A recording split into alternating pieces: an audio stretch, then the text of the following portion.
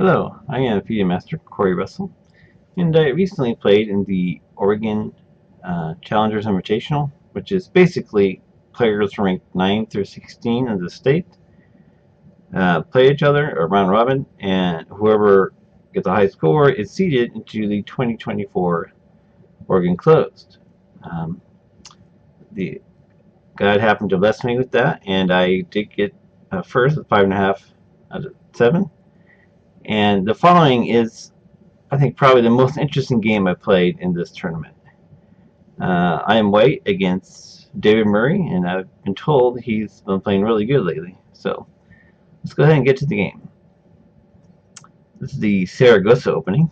Uh, Usually it transposes to other openings, um, and as you might expect, that the primary idea is it might get a person out of a book, and it also doesn't really tell me tell them what I'm going to do, so it kind of hides my intentions.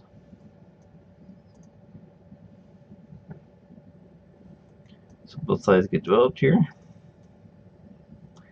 David opts for the classical development. So now we have what the opening is going to be. It's a reverse Old Indian, but white's up a move. Not that the extra move makes that much a difference in this opening.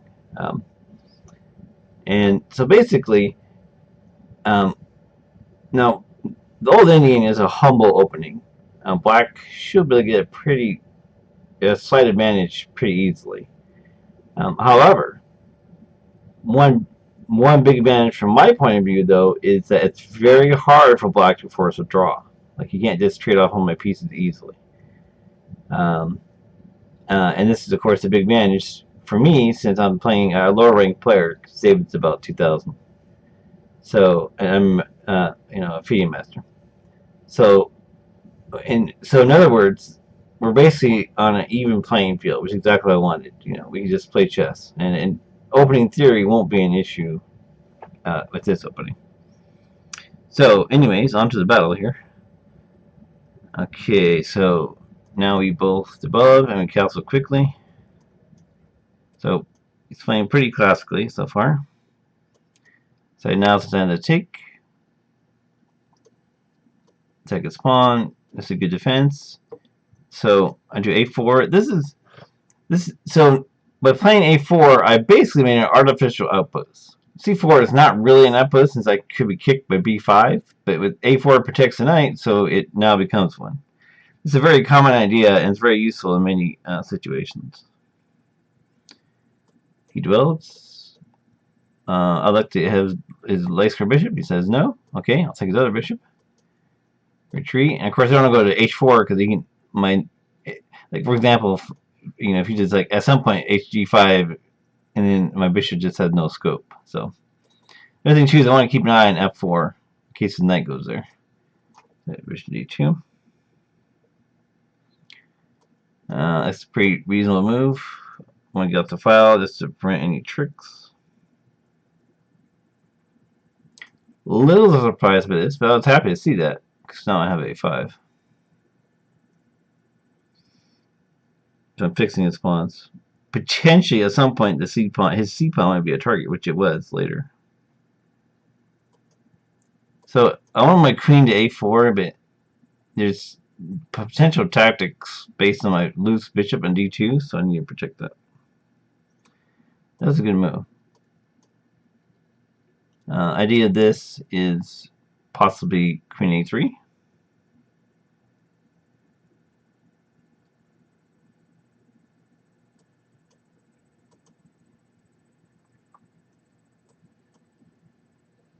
Takes his pawn. Oops, excuse me.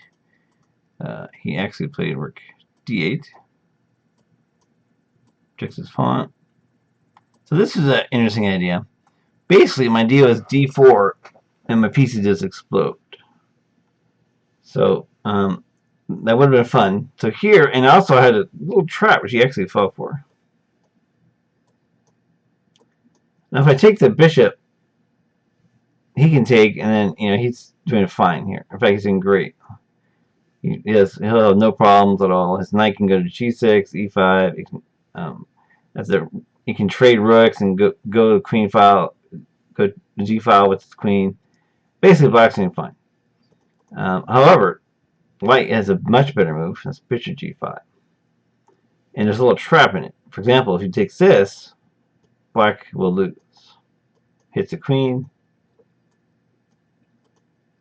And you can see black's down an exchange. And unfortunately for him, this doesn't work. Go here, doesn't really matter where he goes. And white is clearly better here. However, he did not fall for this. He saw my idea. But I don't think I think he should just go bishop e6, and it still looks pretty level to me if he goes bishop e6. He plays here, and now it gives me a pawn. I mean, there's still plenty of game left. Now, here, I think you should do bishop a4, and I'd be like, the computer says I have a clear advantage. Let's see, but he did not do that. Let's see, what did he do? He did f4. And he does have an idea with this. He's trying to get an attack in. Once again, bishop a4 is a good move. Because it hits my queen, and then if I take his queen, the rook gets to safety. So I still think bishop a4 is a good move, but he chose this. Well, he had an idea for this. He was sacking the exchange on purpose in this case. So, idea of queen c5 is taking my pawn would be a mistake. If he takes my pawn, oh, I had this, threatens mate, check, and once I trade the queens off, white's clearly better. So that was my idea. Queen c5. He does this, which is nasty. Oh, wait, excuse me. Does he do it yet?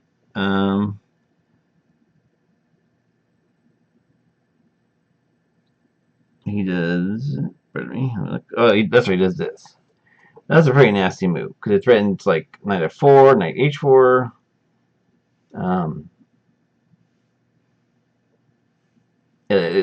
Basically, to me, it's taking like really bad. A knight f4 threatens knight e2. It's just a mess. So I said, okay, I gotta not allow that knight to get there. This is a good move. Threatens queen take b2. Threatens knight e5. So to stop both those threats, d4 seemed to be the move. And anyways, the d pawn is pretty dangerous, right? I only need 4 moves to queen, right? In theory. So this is kind of my most potent threat, anyways. This is the d pawn. And so here he comes. I'm like, okay, this is going to be tricky here. Precise defense is necessary here. And of course, I'd be happy to trade. And he said no. So once again, I need to play carefully. If I do this, it's a mistake. Because then he wins my queen. Granted, I still have a fast d pawn, so maybe I can still win this. But it could be iffy, because I'm not sure my king can hide. Anyways, it seemed better just to take the bishop.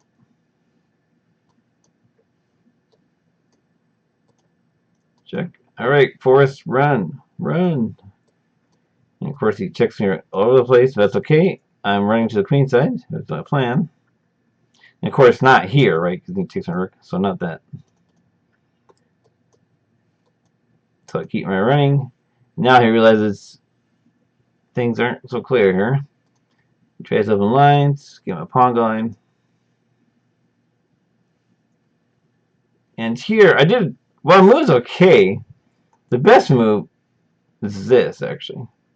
Because if he takes, I go queen. If he doesn't take, go here, and I still queen next move, right? So I should have played the check. I'll play something similar, but let's play an extra move, basically. He checks. And now you can see, after running from g1 to a2, my king is completely safe, and the d pawn is unstoppable. For example, if he goes here, here, and he tries to bring king to the battle. And then, as you can see, the 2 pawns supported by the rooks are just overwhelming for the queen. So back here, David realized there's no more resistance, and he resigned. So anyways, I hope you guys enjoyed that game, and congratulations to Zoe Tang, a 14-year-old girl who became the Oregon champion. So congratulations, Zoe. Anyways, have a good day, everybody, and bye.